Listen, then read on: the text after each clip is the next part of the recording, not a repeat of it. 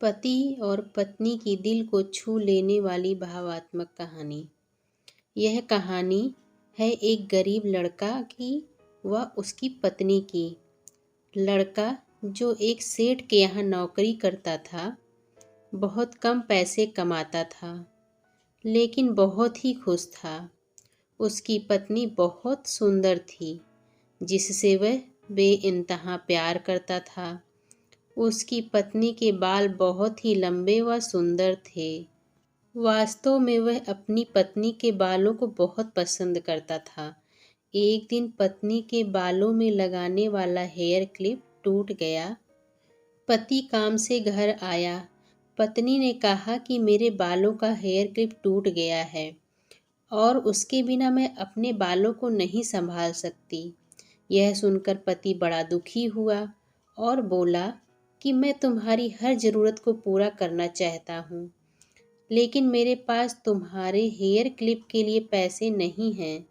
मेरी अपनी घड़ी 1 महीने से खराब है, मैं इसको ही सही नहीं करा पा रहा हूँ।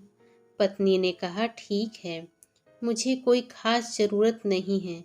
अगले दिन पति काम पर जा रहा था, लेकिन उसके मन में वही बात चल रही थी कि मेरी पत्नी ने पहली बार मुझसे किसी चीज़ को कहा था, लेकिन मैं उसको भी पूरा नहीं कर पाया। फिर उसका ध्यान अपनी खराब पड़ी घड़ी पर गया और उसने घड़ी सुधारने वाली दुकान पर जाकर कुछ रुपए में बेच दी। घड़ी खराब थी, इसलिए कुछ ज़्यादा रुपए की नहीं गई, लेकिन जितने रुपए का क्लिप आता उतने रुपए मिल गए थे। वह क्लिप की दुकान पर गया और जैसा उसकी पत्नी का क्लिप था वैसा ही लेकर आ गया। पति बहुत खुश था कि आज अपनी पत्नी को जाकर देने वाला हूँ। पति घर पहुँचा तो देखा कि उसकी पत्नी के जो लंबे सुंदर बाल थे वो बिल्कुल छोटे करवा लिए हैं। पति ने यह सब देखकर पत्नी से कहा कि ये इतने छोटे बाल क्यों करा लिए?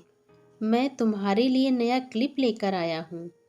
पत्नी ने कहा, मैं बाजार में गई और अपने बालों को बेचकर आपके लिए घड़ी ले आई।